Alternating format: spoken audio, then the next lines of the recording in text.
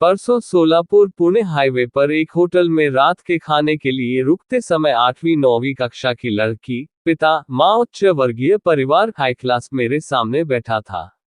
तभी उनकी नजर होटल के श्लोक पर पड़ी। वदनी कवट। सच्ची कहानी पढ़कर वे चर्चा करने लगे कि वदनी कवट क्या मतलब है। नाम घया फुकाचे मतलब क्या है। वॉट इज फूका। एक दूसरे से इस तरह के सवाल पूछने लगे, जबकि उनके साथ मौजूद छोटी सी बच्ची उसके माता पिता की तरफ देख रही थी। लेकिन मराठी का ज्ञान न होने के कारण इंग्लिश मीडियम उस श्लोक का अर्थ क्या है उनको समझ में नहीं आ रहा था। उन्होंने इसे समझने की काफी कोशिश की, फिर बाद में हार मानकर चर्चा को रोक दिया और वह बच्ची जो कुछ नया सीखने की आशा से उनकी ओर देख रही थी, निराश हो गई। मैंने अपना खाना समाप्त किया और बिल का भुगतान करने के बाद मैं जानबूझकर उस परिवार के पास गया। मैंने अपना हाथ उस बच्ची के पेट पर रखा और कहा, कौन सी कक्षा में पढ़ती हो। उसने कहा 9 स्टैंडर्ड। फिर मैंने कहा, तुम जानती हो कि उस श्लोक का अर्थ क्या है।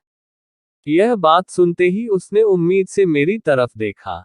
मैंने वाक्य जोड़ते हुए उससे कहा, वदनी कवट घेटा नाम घया श्रीहरिचे।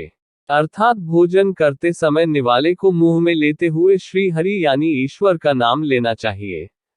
सहज हवन होते नाम घेटा फुकाचे। मतलब यह मुफ्त का नाम लेने से आपका खाना आसानी से पच जाएगा। जीवन करी जीवित्वा अन्हे पूर्ण ब्रह्म। अर्थात हम सभी के जीने यानी कि जीवित रहने के लिए सबसे आवश्यक चीज भोजन है, इसलिए अन्न को पूर्ण ब्रह्मा कहा गया है।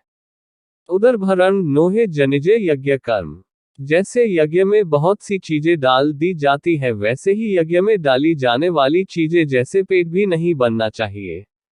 यह सुनकर उस बच्ची के चेहरे पर संतोष के भाव मुझे दिखे और उन माता पिता के प्रश्न का उत्तर भी मिल गया था कि व्हाट इज फूक। हम भारतीय के रूप में पैदा हुए, हम भारत में रहते हैं। हम भारतीय के रूप में रहते हैं, लेकिन यह एक वास्तविक त्रासदी है कि हम एक साधारण श्लोक का अर्थ अपने बच्चों को नहीं बता सकते। जैसे जैसे बच्चे बड़े होते हैं वह अपने आसपास की दुनिया को देखते हैं, इससे सीखने की कोशिश करते हैं। फिर माता पिता की जिम्मेदारी बनती है कि उन्हें अच्छी चीजें दिखाए या बुरी चीजें।